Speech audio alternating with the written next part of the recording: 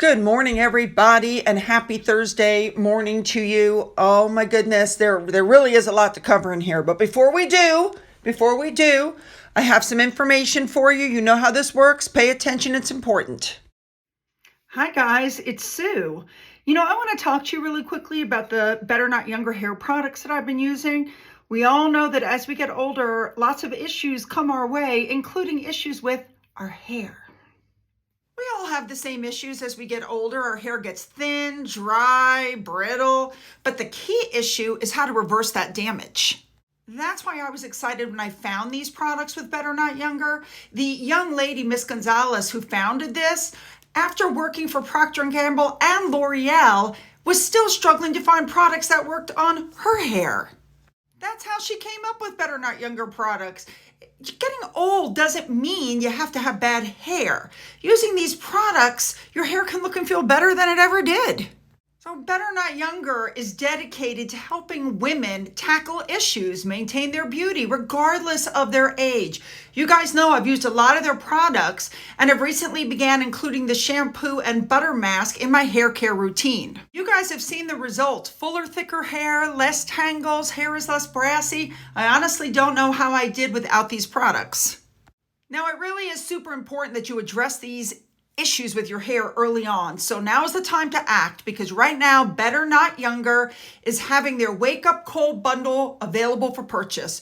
Don't forget, you can get a 10% discount by using the code SueSmith10. You can click the link in my description box. Only going to sponsor products that I believe in, and this is one that I believe in. So don't wait. Use the discount code, get these products, start reversing the damage on your hair. You won't be sorry.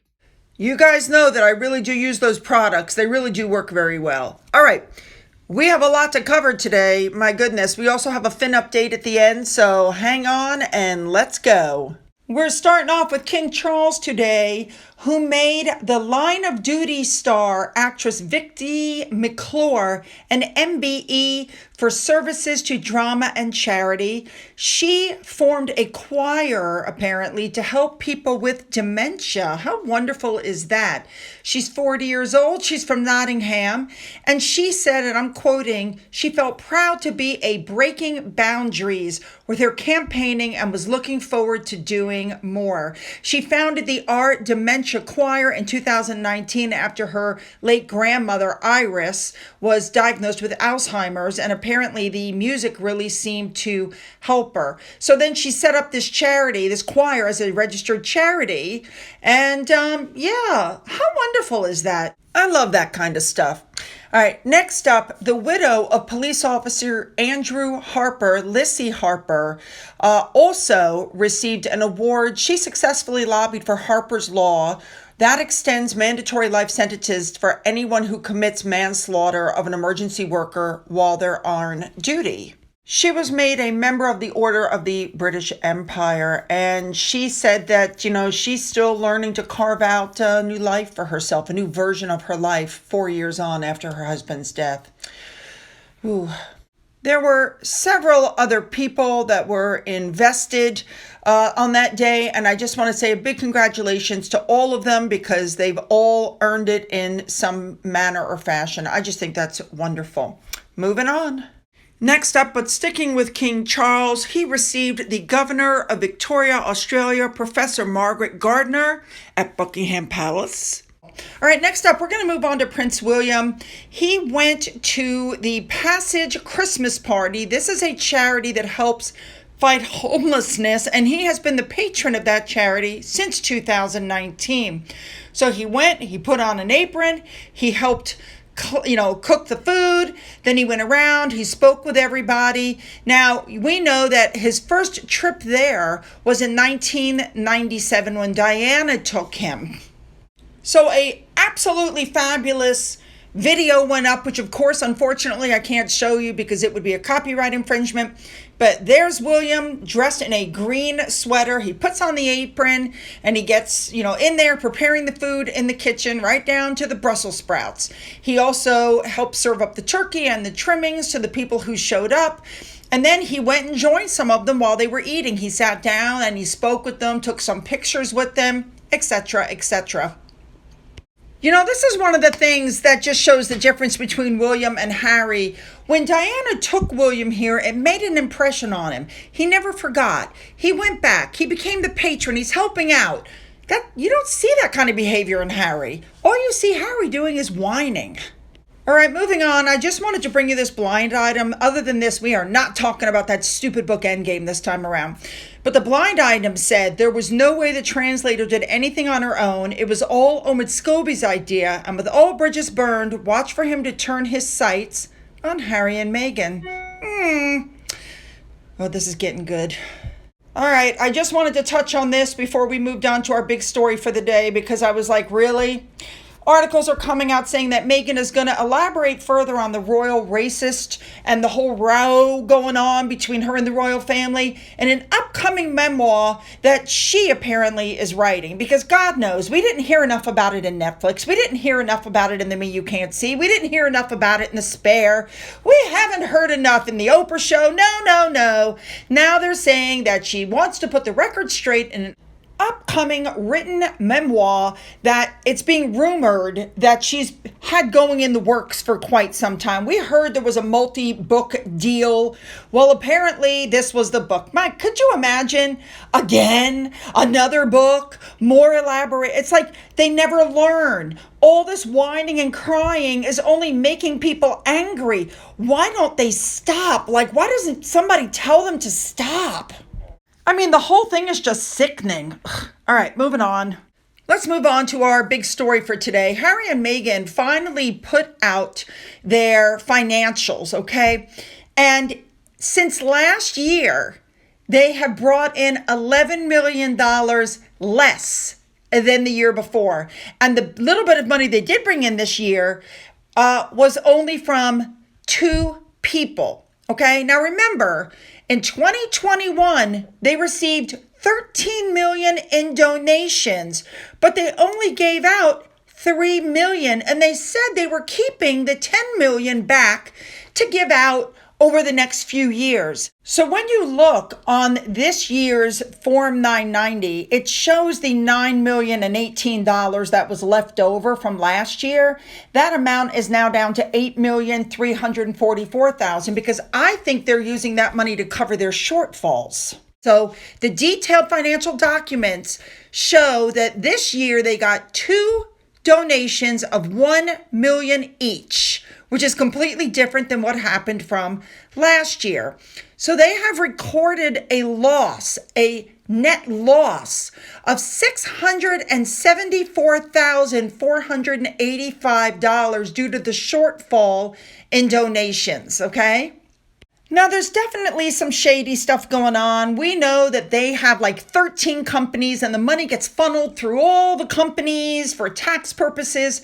The other figures, by the way, also show that they had 5 employees with salaries totaling $640,000.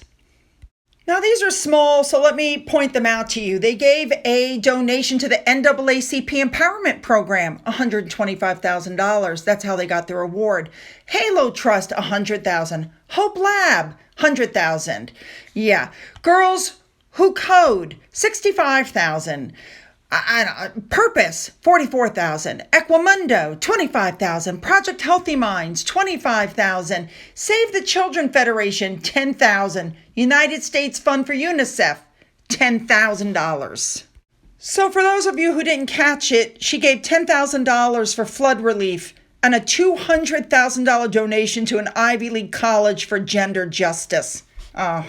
One interesting thing that was shown was that James Holt, their former palace person who they've kept with them, was given a huge salary and a $20,000 bonus.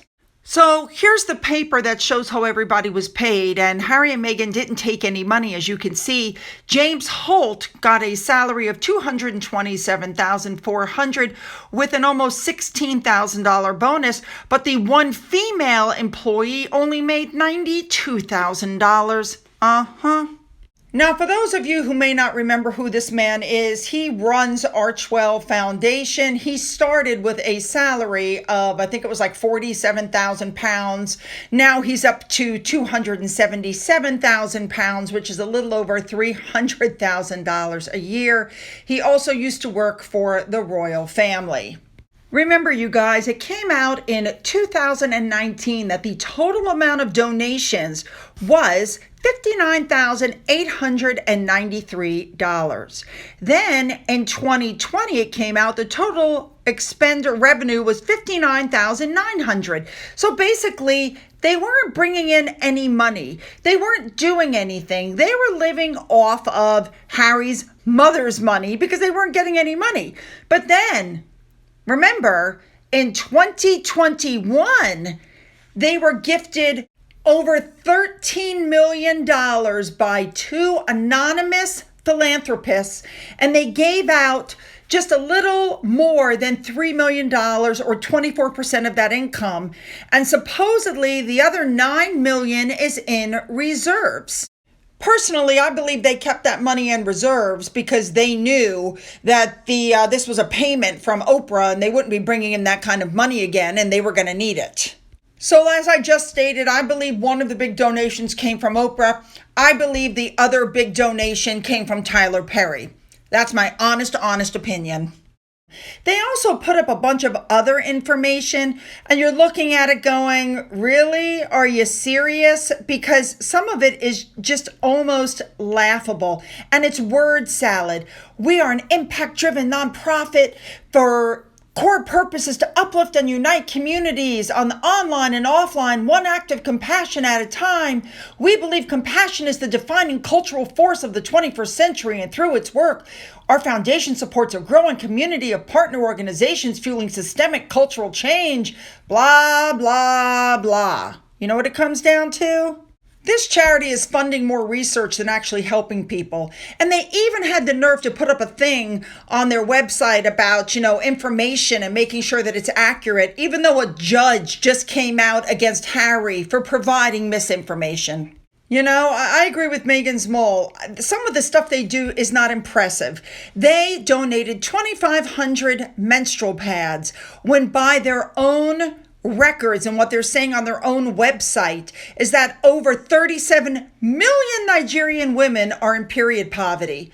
But let's give 2,500 pads. And as with everything else, these pads were probably donated by Procter & Gamble or by another company, but they take full, credit.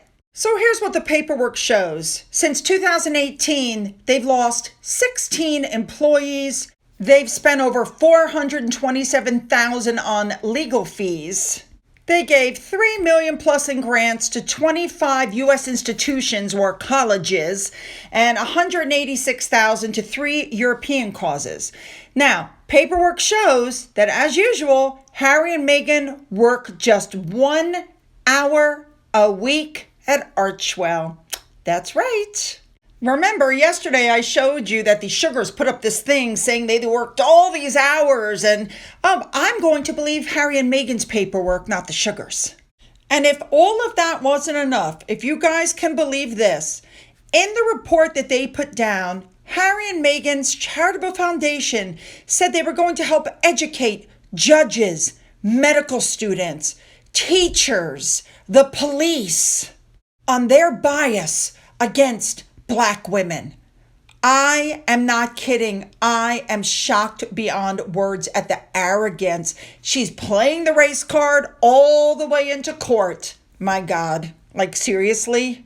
You know what really shocks me is that they think that they're going to offer this training and that people are going to take them up on it. That's how big their heads are. Shocking, you guys, shocking. And so with that, I agree with what this Twitter user put, from the woman who didn't know what it meant to be Black until 5 years ago. Here's the main point. In 2019 and 2020, nobody donated to them. And the $13 million donated to them last year, of which there's only a little over $8 million left. They're holding it in reserves so that they can give out these piddly little 100,000, 200,000, 100,000 and say, look at all the work we're doing. But the truth is, for 3 of the 4 years Archewell's been in place, nobody's donating to them. Nobody. Okay? And keep in mind that the money they're giving out is not their money. It's money given to them to give out. They haven't given a penny of their own money. Just remember that. And now we know there's no money coming in from Spotify. There's no money coming in from Netflix because they haven't produced anything. There's no deals coming in. They're literally on the edge. They're running out of money. And now we know why they're trying to reconnect with the royal family. Oh my goodness. Now, to soften the blow, because they knew that people were going to be picking this account of theirs apart, at the same time that they released this information, they also announced their next project. It's a new key program. So what they're saying is that Meghan quietly launched this new initiative this year. I bet it was quiet. It was inspired by the Hub Kitchen. She called it the Welcome Project, and it supports a women-led programming for recently resettled Afghan women to help build more inclusive and connective communities. That is some word salad. There are 11 active projects across the United States, supposedly designed to foster a sense of belonging through activities like sewing, art, hiking, swimming, storytelling, and cooking. You know, I find it very interesting. These are the kind of things that towns have anyway, local community centers where people can get together and make friends and, knit and cook and do things together. She makes it sound like she's the first one to come up with this idea, which of course we found out she's hijacked somebody else's work again. I agree with all of these Twitter users. This was an established project. It was an established organization. And every time they give a donation or if they do anything, they attach their name to it. They take it over. They take credit for everything, and this is why people don't want to work with them. And by the way, the money that they gave to this group was in 2021, not 2022. And one more thing, another blind item came out saying that Meghan was not going to let Catherine dominate the news with the Christmas greetings and the videos, and she made her team work overtime to produce something that could be released, and that was that cheesy, ridiculous video that showed her doing nothing but running around hugging people. All right, I wanted to give you guys a little update on Finn. I took him out for a walk. Here's a video for you. Enjoy. Feeling better, are you? Kate, hey. Let's go. No, don't you chew on anything. Yeah. As you can see, hey. He's feeling better and he's trying to pick stuff up and chew it. And I'm trying to stop him. He's like, but Mom, it's a stick. It's a stick. Hey. After what we just went through, heck to the no. Hey, Finn! You hear, hey. You guys are going to think I'm nuts, but he keeps trying to eat things, and I don't want him to. Ooh, he sees something in the woods. What do you see? What do you see? All right, you guys, you know what I want. Put those comments down and make them good. Don't forget to hit the like and the subscribe button. If you've already hit the subscribe button, double check and make sure you're still subscribed. If you've donated anything through my coffee fund, thank you so much. And as always, you guys, have a great day.